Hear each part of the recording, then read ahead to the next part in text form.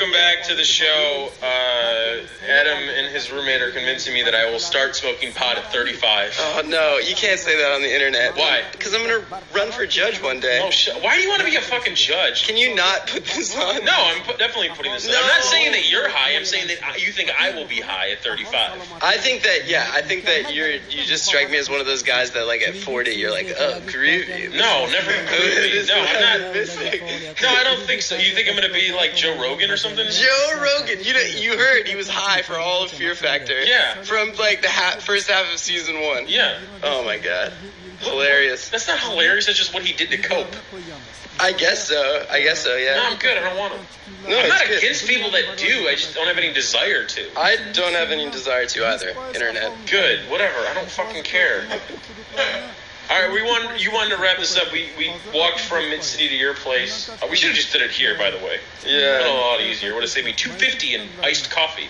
Whatever, dude. I'm jittery and pumped right now. That coffee is going through my veins. You were railing against the system, against mainstream media, politics, etc. outside. Yeah, I'm at the stage where I think I have all the answers in life, but I really have none. That's good. And I'm conscious of my fallibility. That's good. So is that going to change anything? Is it going to change the world? No, is that going to change your ideas of anything? Now that you realize you don't actually know anything. No, I think that is. I think that's the first step. Like I grew up as a kid that thought I was better than everyone else, and then I left home, and I was on the East Coast alone. And I sort of had these kind of feelings of alienation my freshman year. Okay. And I was like, I was like listening to a lot of Radiohead at the time. And the feeling of like being on a public transportation, feeling like just a face in the crowd. And it's incredibly... That's Adam's roommate laughing at Adam. I'm sorry. I think that really spoke to me at the time. And so, I think that when I got to college, I started to realize, you're not as special as you think you are, and that's fine. Yeah, that is fine. You're a human being. We're all human beings. I don't know why this is so... Join my cult, everyone. I like how you have to ruin every pure thought you have with a joke. Yeah. Can't you just be real for once? I can. It's a defense mechanism. I know that. Like everyone else. Do you see a therapist? No. Would you? I don't look down on it. I think I probably will one day. Okay. Just because, I think a judge. I think that when I'm a judge, yes. I think that when you're, you have a higher, what's it called? I don't know.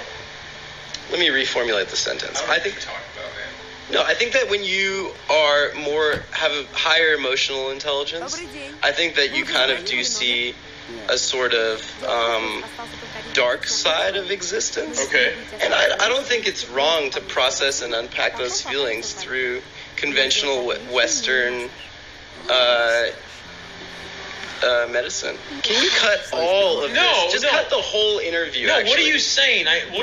Seriously, what are you trying to get across right now? You don't need therapy. I'm gonna see a shrink because Woody Allen saw a shrink. Is that the only reason why? Yeah, of course. I could write Manhattan if I see a shrink. My therapist. You've never sounded more Jewish. Nice shoes. How would you describe your shoes for the listener at home? They're like suede, brown loafers. Yeah, they have the laces. They're very conservative. You're not a conservative man.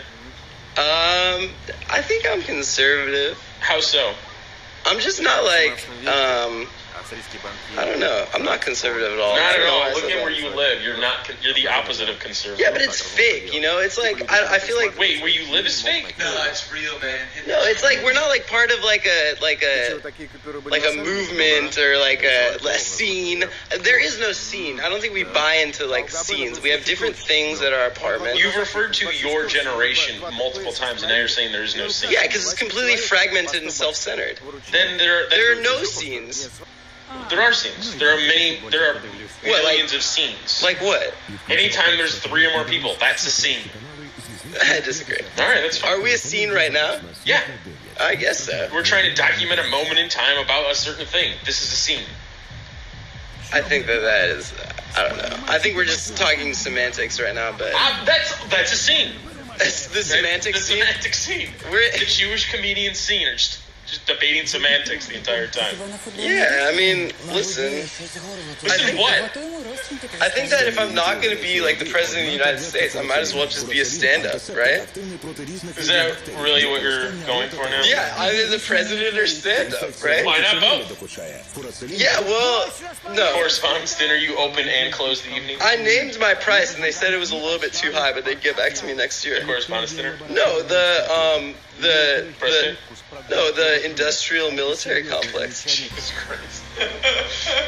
You were so gung-ho to do, like, the second part of this, and now that we started, you're like, I don't want to do this. No, it's just, like, I was really fired up when we were walking over here, because I was talking about sort of how, we're in a recession right now. Yes. I think that it's fair to say that a lot of people graduating between 2008 and the present from college could be labeled a lost generation. I think certainly in terms of employment prospects. And I think that it's interesting to me the fact that there is no collective action within that generation to address some of society's problems. I think that we kind of feel jaded by everything. Is that why you do a lot of commentary type stuff? Yeah, I mean, I think that, like, I was talking to my parents, they said about the entourage stuff, they're like, that doesn't really, resonate?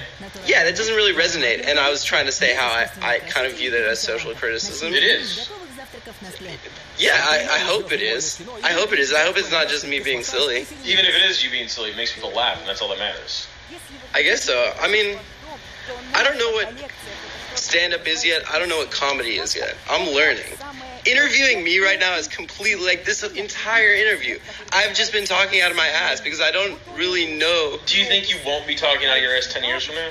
We're all talking out of our ass. Maybe not. There's nothing anybody could actually tell anybody to make them better. They have to do it. You can get good at talking out your ass. You can get good at talking out your ass, apparently. Any final words of wisdom? Ace Ventura, incredibly good at talking out of his ass. You like that? No, I don't like that. Final words of wisdom. If you're still listening at this point, you're an idiot. No, don't do that. Oh, God, you're doing what everybody else does. That's boring. Just say thank you. Brandon, thank you. Thanks for... Not me, to the listener, thank you. Thank you to the listener, and no, I want to thank you. Can I thank you? No, you can't. Shut up. I'm gonna thank Brandon right now. This is the third time I've told him to shut up on a podcast. And I've done it 3 times. I think that you have seen something within me which may be real and which may not be real, but I certainly appreciate it. And I think that, not that I'm against that type of lifestyle. Comedy? No, like homoeroticism. Oh. But it's just like not my thing. Is that where you went with a gay joke to end it? That's what you thought would be funny. No, I didn't think that would be funny. It's obviously not. I wouldn't make those kind of jokes in front of my roommate.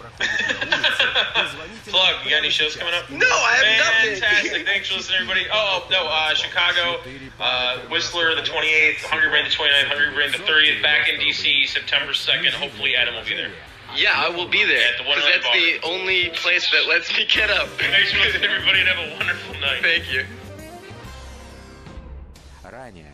Сегодня естественный отбор проходит 5 марок сметаны жирностью 15%. Ростагроэкспорт, Простоквашино, Осеневская ферма, Благода, Светлогорье. По результатам народного голосования главным претендентом на победу стала сметана Простоквашино. Но сможет ли эта марка пройти лабораторную экспертизу? Станет ли она полноправным победителем?